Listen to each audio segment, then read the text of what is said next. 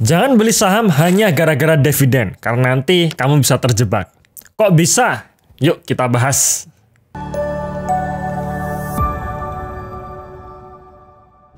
Oke, seperti biasa sebelum kita masuk ke pembahasannya, silahkan teman-teman untuk subscribe dulu channel ini ya, khususnya bagi teman-teman yang baru masuk atau baru menonton video ini. Dan silahkan teman-teman juga download ebook watchlist kami, karena kami sudah merilis ebook watchlist yang dimana isinya insightful ya, terutama untuk perjalanan investasi teman-teman. Dan ada 3 saham under value yang ada di dalam ebook watchlist tersebut. Ya, maka pastikan teman-teman download dulu ebook watchlistnya. Plus satu lagi, silahkan teman-teman juga join di channel Telegram kami, channel The Investor, karena di situ saya akan share informasi-informasi yang tidak bisa saya videokan, ya khususnya untuk perkembangan market saat ini. Link dari ebook watchlist maupun channel Telegramnya ada di dalam deskripsi ya, atau dalam kolom komentar yang sudah kami pin.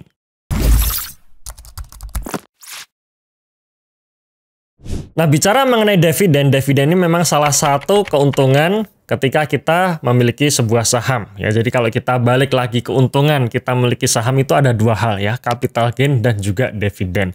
Dan memang dividen ini menjadi salah satu indikator yang biasanya dipertimbangkan untuk dibeli oleh investor. Dan itu memang benar. Cuman yang harus kita perhatikan lagi adalah dari mana dividen itu berasal. Nah, jawabannya adalah dividen berasal dari laba bersih suatu perusahaan. Jadi ketika suatu perusahaan bisa menghasilkan laba yang positif, sebagian labanya bisa dipakai untuk membagi dividen. Nah, maka di sini kita tahu nih kata kuncinya, yaitu tentang laba.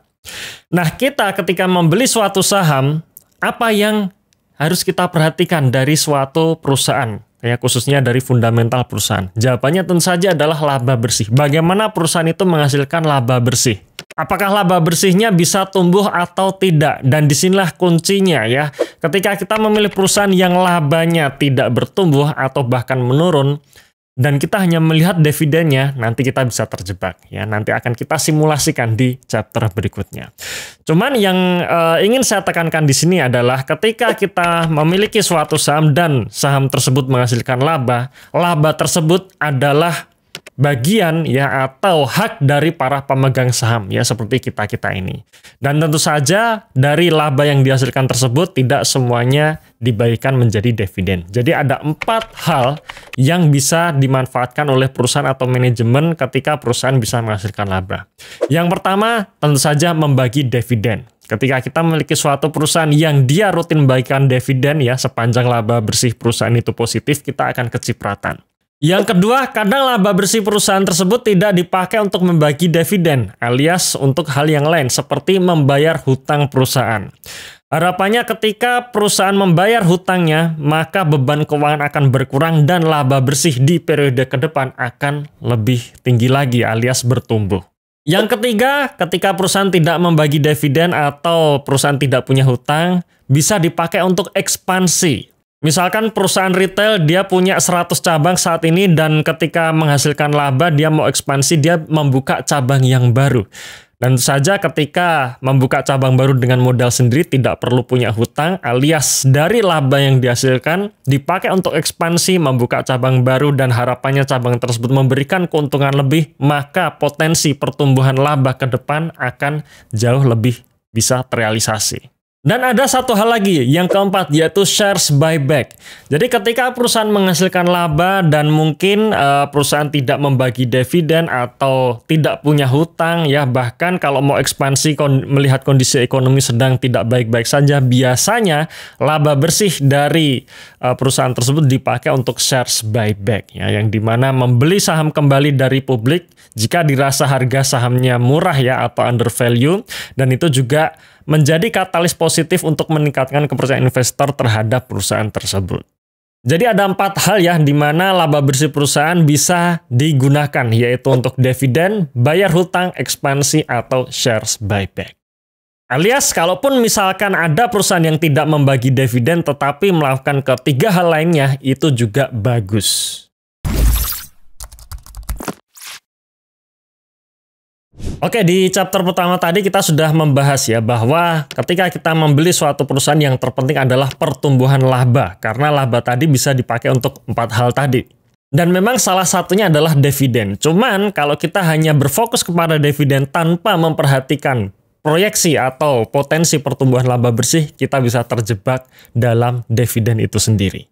Saya ambilkan contoh ya, ini adalah saham sejuta umat sebelum tahun 2020 lalu, yaitu saham Unilever. Dimana kalau teman-teman perhatikan gambar berikut, dividen yang diberikan kepada Unilever, dividen per share-nya dari Unilever, sejak tahun 2018 sampai dengan tahun 2024 mengalami penurunan ya.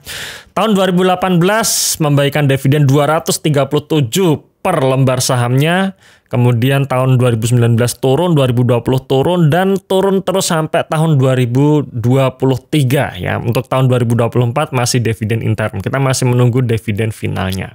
Sekarang kenapa dividen dari Unilever ini terus-menerus menurun? Jawabannya adalah karena laba bersihnya selalu menurun setiap tahun.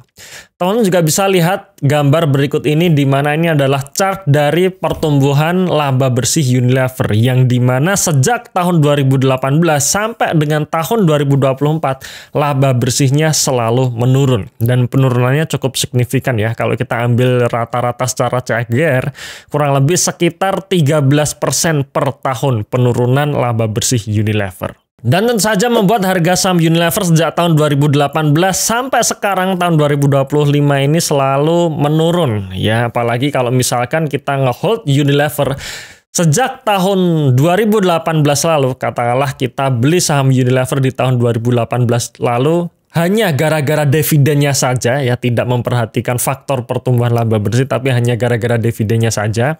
Ambil saja kita punya saham Unilever di harga 7.500, di mana harga 7.500 ini adalah harga terendah tahun 2018. Nah, berapa kira-kira hasil investasi kita saat ini? Dan setelah saya hitung dan ditambah dengan dividennya, maka nilai investasi kita minus 63%. Ya, dan sekali lagi minus 63% ini sudah kita hitung dengan dividen yang diberikan Unilever setiap tahun. Nah, ini case di Unilever. Bagaimana kalau kita lihat case yang lain seperti saham favorit ya, saham sejuta umat saat ini juga, yaitu BBCA. Dimana kalau teman-teman lihat chart berikut ini, dimana dividen per share yang diberikan BBCA ini setiap tahun selalu naik. Tahun 2018 BBCA memberikan dividen Rp68 per lembar saham ya. Kemudian seiring berjalan waktu terus naik sampai akhirnya di tahun 2024 kemarin BBCA memberikan dividen per share itu Rp300 ya. Dan tentu saja ini sudah memperhitungkan stock split ya. Unilever tadi juga sudah memperhitungkan stock split. Nah, sekarang pertanyaannya, kenapa BBCA mampu menaikkan dividen yang diberikan kepada para pemegang saham ini setiap tahun selalu naik? Jawabannya adalah karena laba bersihnya selalu naik. Dimana kalau teman-teman melihat laba bersih yang dihasilkan BBCA sejak tahun 2018 sampai tahun 2024 itu selalu naik ya. Yang dimana kenaikannya juga cukup progresif, kurang lebih secara CAGR sama ya, sekitar 13% per tahun pertumbuhan laba bersihnya. Dan ini yang juga membuat harga saham BBCA dalam jangka panjang selalu naik, karena laba bersihnya setiap tahun juga selalu naik. Misalkan saja ya, kita hitung-hitungan lagi. Misalkan saja di tahun 2018 kita mulai beli saham BBCA, katakanlah kita beli saham BBCA di harga tertingginya alias harga pucuk tahun 2018 lalu di harga sekitar Rp5.000. Nah, berapa yield sampai dengan hari ini? Yield yang kita hasilkan sampai dengan hari ini ditambah dengan dividen itu plus 105%. Nah, dari sini kita bisa melihat ya bahwa yang satu case-nya adalah penurunan laba bersih 13% per tahun, yang satu lagi adalah pertumbuhan laba bersih 15% per tahun, sama-sama rutin memberikan dividen, hasil investasinya berbeda.